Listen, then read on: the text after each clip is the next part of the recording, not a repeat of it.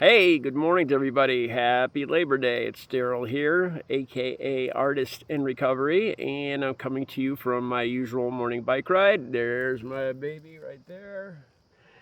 And a lot of times when I'm riding my bike, it's a good 10 or 15 mile ride, and I kind of daydream most of the time when I'm on my bike, and especially the air. I don't know if I have a strong sense of smell, but I was smelling the air today, the first day of September, and it brought back memories, like going to my first year of freshman year in high school. But it brought back memories of concerts right around that time, and I started thinking about all the concerts I've seen. And I started thinking about, do I have the tickets still? My first concert was August 20th, 1980, right before I started freshman year in high school. It was Queen. That was a great concert. So I've seen it probably, I figure at least 150 concerts during the decade of the 80s. And I was like, geez, what if I do a little video and maybe every day and just talk briefly, like a 3 or 4 minute video, into what they call it, antidotes about each concert. Just talk a little about all the concerts I've seen. And what came to mind was Blind Melon, and so I want to talk about that one. So this is Concert Diaries with Daryl P. And this was Blind Melon at the Sting in New Britain, February 1994. Okay, 31 years ago. Shannon Hoon died, I believe, I think it was October of 1995, a little over a year later. He passed away from a drug overdose. Okay, so this is an interesting story. I was driving I was a union truck driver, a Teamster, and I was working for a newspaper and magazine company. And I was out the day of the concert. I didn't have tickets for the concert.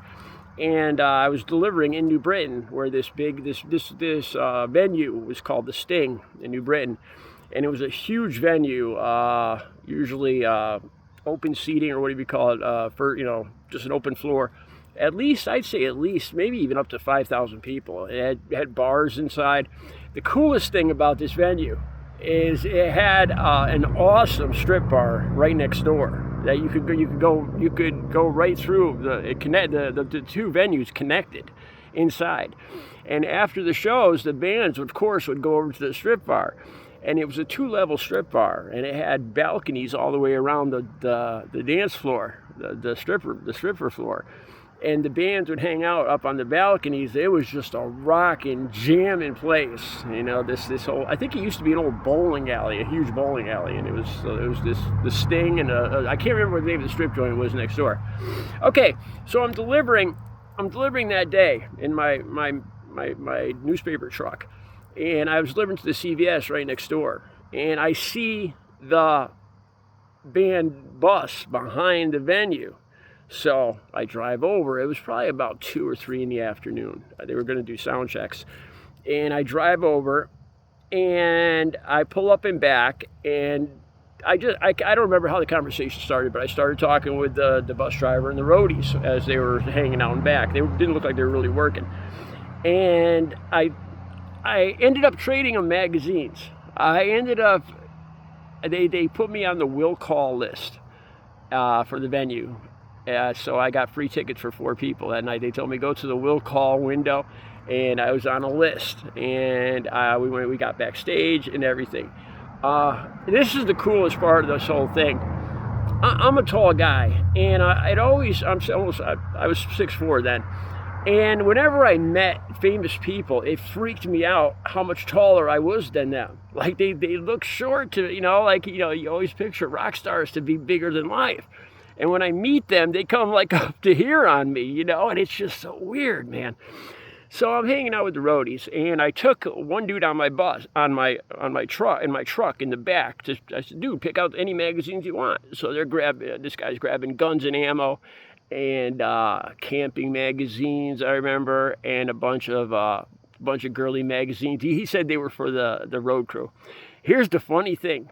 I also had, of course, there was gay magazines, of course. I used to deliver to adult bookstores, and he grabbed some of those, and they were gonna goof on the opening band. I think the opening band was 4 Star Riot, And I'm not sure what they did with those magazines, but that was interesting. So here's the kicker. Here's the kicker. Me and the dude are standing in the back, so he's got a whole tote full of magazines. And a dude sticks his head in the door and he goes, "Hey, Shan, come on, you got to go. We got to do, you know, you're running late. We got to do the sound check." And I'm like, "No way." I'm like, "This is Shannon Hoon." And I was talking to this guy for like a half hour, and I had no idea it was Shannon Hoon. I thought he was a roadie. You know, he looked like a roadie, man. I don't know. He was probably about 5'8". You know, he's about 8 inches shorter than me, a little dude, and he looked like a roadie. I had no idea I was talking to the lead singer of Blind Melon this whole time. So it was a pretty interesting time, man. The show, I was using a lot and drinking a lot back then. It was a great show. I remember being at the strip bar after. That was more memorable. But this is the first installment of Concert Diaries. I'll be back with another one tomorrow. Have a great Labor Day.